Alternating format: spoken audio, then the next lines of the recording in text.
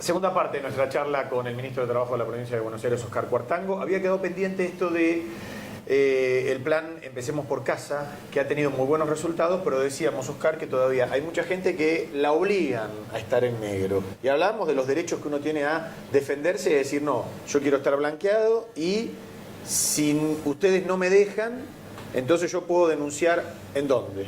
¿Ante quién? Por un lado, en el caso particular del personal del servicio doméstico, no hay ninguna razón de parte del trabajador ni del empleador para negarse al blanqueo. Ajá. Es ventajoso para ambas partes. Exactamente, que es una coincidencia feliz que posibilita el cambio. Porque para el trabajador no le implica la pérdida de la asignación universal por hijo, trabajadora en la mayoría de los casos, no le implica la pérdida de la asignación universal por hijo y le proporciona una jubilación a futuro y también una obra social para ella y su grupo familiar en lo inmediato, de manera que no hay razones para oponerse. Todo ventaja. Y para el empleador, por una suma módica, consigue tener en regla a su trabajadora, consigue que la misma tenga una obra social y además consigue desgravar de ganancias a fin de año no solo el aporte, sino una parte importante de los salarios. Es decir, por un costo prácticamente insignificante, se consigue una reducción que si uno es aportante del impuesto a las ganancias, al fin del ejercicio, cuando hace los números, obtiene un beneficio económico. De manera que se cumple con la ley, se cumple con el empleador, se le proporciona una mejor calidad de vida y uno se ve beneficiado económicamente. No hay ninguna razón para que hubiera resistencia. De cualquier manera, nosotros tenemos una limitación inspectiva en el caso de este tipo de trabajadoras, porque como trabajan o desarrollan su actividad en casas particulares, nos vemos impedidos de acceder a inspeccionarla porque tenemos que pedir una orden de allanamiento porque es un domicilio privado. Distinto es con una empresa o con una obra en construcción. De cualquier manera, ellos pueden denunciarlo a un 0800 de nuestro ministerio, que es 666-2187, donde tomaríamos en cuenta la denuncia. Pero no es el camino de la denuncia la principal herramienta, sino la persuasión, la inducción y el esclarecimiento que están siendo llevados a cabo por el plan Empecemos por Casa. Sí, pero si uno llega a ese límite, vamos a repetir este teléfono que es importante, 0800-666-2187. Ministro, le cambio de tema. Quiero hablar de la estrategia que ha tenido su ministerio en relación a la reducción de accidentes y de mortalidad que se da mucho en la construcción. Hoy leíamos en los diarios la caída de una grúa. Bueno, esto fue en Capital, pero lo podemos tomar como ejemplo, ¿no? La muerte de un operario. ¿Cómo se ha implementado la protección, si se quiere, del trabajador en riesgo en muchas oportunidades, ¿no?, en las obras en construcción? Bueno, por un lado nosotros implementamos políticas generales para todo el espectro laboral. Comenzando por el empleo público del cual somos nosotros los empleadores, es decir, el gobernador Scioli es empleador, como gobernador de la provincia de Buenos Aires, de un universo de aproximadamente 500.000 trabajadores, incluido la Fuerza de Seguridad. En ese sentido, la provincia dictó una ley creando comisiones mixtas de salud y seguridad en el trabajo, donde el monitoreo en cada sector lo hacen los empleadores, digamos los responsables de cada área, el Ministerio de Trabajo como autoridad de aplicación y los delegados sindicales, a los cuales estamos capacitando permanentemente a través del Instituto Provincial de la Administración Pública. En ese sentido, vamos en un camino en la misma sintonía que la Organización Internacional del Trabajo, que propone el tripartismo como método de control de la siniestralidad laboral. En un sector muy complejo de la administración pública, que es el de la Fuerza de Seguridad, es decir, el Servicio Penitenciario y Policía, el tripartismo en el sentido de la OIT no se puede implementar porque es un sector que está exentuado del derecho de sindicalización. La Organización Internacional del Trabajo deja librado al criterio de cada Estado nacional miembro la posibilidad de que se afilie o no a organizaciones sindicales. En nuestro país, como en muchos otros, se ha optado por no permitir la afiliación de la policía y del servicio penitenciario. En este caso hemos creado un órgano al cual le dimos un tripartismo interjurisdiccional.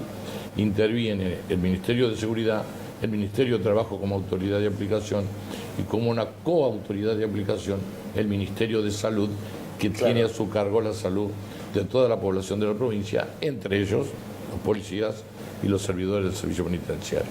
Con estas dos herramientas, la provincia de Buenos Aires, en materia de empleados públicos, está a la vanguardia en Latinoamérica.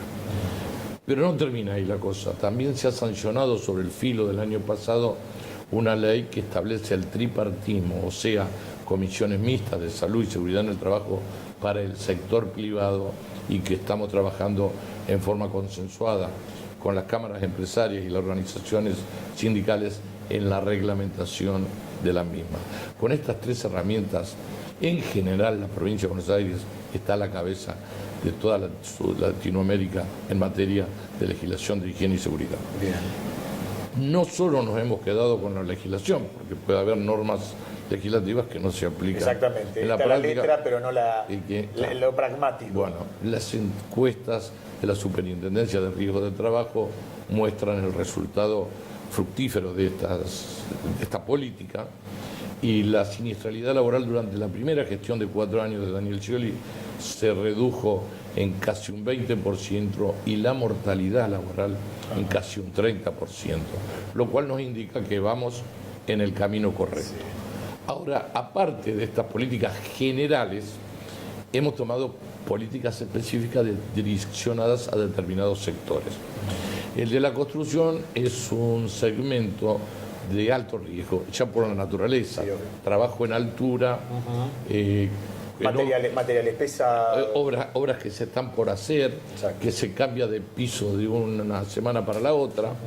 Entonces, en ese sentido hemos implementado operativos de censo y preventivos de obras en los municipios con el apoyo de las organizaciones sindicales, de las cámaras de la construcción del lugar y de las autoridades municipales. A ver, ¿qué sería un operativo de censo y preventivo? Nosotros recorremos todas las obras, por ejemplo, de La Plata, se hizo puntualmente, y se detectó que había 600 obras de altura. Se les entregó a los responsables de la obra una folletería, se les indicó cuáles eran los recaudos mínimos a cumplir en materia de salud y seguridad, y se le puso una franja que decía obra censada. Bien. Esto se le dio un tiempo entre 10 y 15 días. Bien. Obviamente, si cuando íbamos a hacer el censo detectábamos situaciones de riesgo de vida, lo que era una actividad preventiva pasaba a ser una actividad ejecutiva y suspendíamos la obra. O sea, si hay que cerrar la obra, se cierra. Por ejemplo, trabajadores en altura sin arnés o sin casco, no se permitía seguir trabajando. Bien. No podíamos hacer mirar para otro lado cuando había en peligro vidas humanas. Sin duda. Y luego de este censo, que por ejemplo en La Plata arrojó 599 obras en la zona urbana de altura. Luego sí, hicimos actividades inspectivas de las 599 obras, y además estamos en forma permanente monitoreando a través de inspectores y de nuestros funcionarios, tanto en La Plata como en otros lugares de la provincia, y con la colaboración de la Superintendencia de Riesgos del Trabajo.